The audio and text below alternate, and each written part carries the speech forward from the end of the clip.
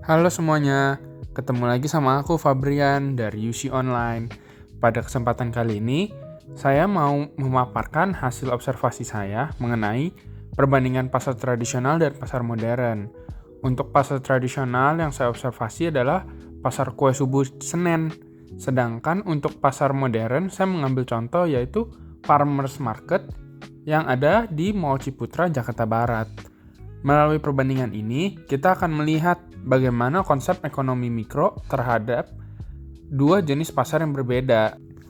Sebelum masuk ke hasil observasi, kita belajar dulu yuk, kita pahami dulu apa sih konsep ekonomi mikro. Ekonomi mikro itu mempelajari perilaku konsumen dan produsen, serta bagaimana keduanya berinteraksi di dalam pasar dalam menentukan harga, permintaan, dan penawaran. Konsep inilah yang akan menjadi dasar dalam analisis perbedaan antara pasar tradisional dan pasar modern. Nah, untuk pasar kue subuh Senin, interaksi ekonomi mikro terlihat sangat jelas.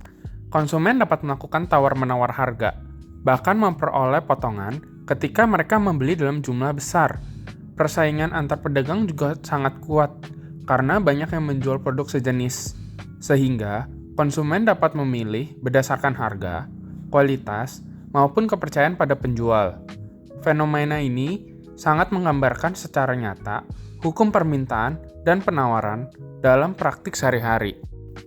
Nah, berbeda dengan pasar tradisional, farmers market ini yang saya analisis sebagai pasar modern memiliki karakteristik yang lebih berstandar. Harga yang ditawarkan juga bersifat fixed price, sehingga nggak ada tuh proses tawar-menawar antara pembeli sama pedagang. Nah, karena itu interaksi antara pembeli dan penjual juga terasa lebih terbatas, karena sistemnya yang cenderung self-service. Namun, keunggulan terletak pada kenyamanan, fasilitas, promosi yang juga teratur, serta penerapan digitalisasi, seperti pembayaran menggunakan QRIS, menggunakan kartu kredit, dan layanan pesan melalui sosial media juga mereka sangat aktif. Nah, kalau kita bandingin secara langsung, pasar tradisional dan pasar modern memiliki perbedaan yang cukup signifikan. Dari pasar tradisional memiliki harga yang fleksibel, interaksi sosial yang tinggi, serta lebih terjangkau. Namun, kebanyakan pasar tradisional fasilitasnya masih sangat terbatas. Lalu, untuk pasar modern, menawarkan harga yang tetap, kenyamanan fasilitas, serta promosi yang modern, tetapi harga yang relatif lebih tinggi.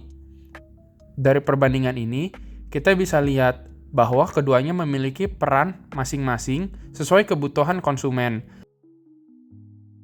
Setelah melihat analisis ini, kita dapat menarik kesimpulan bahwa baik pasar tradisional maupun pasar modern sama-sama berperan penting dalam perekonomian.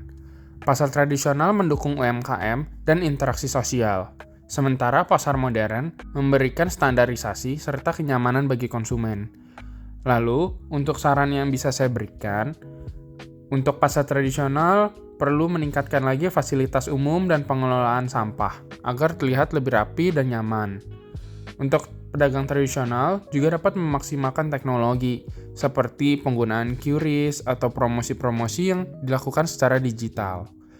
Untuk pasar modern juga tetap perlu menjaga keterjangkauan harga agar dapat diakses lebih luas oleh masyarakat-masyarakat yang memiliki daya beli yang lebih kecil.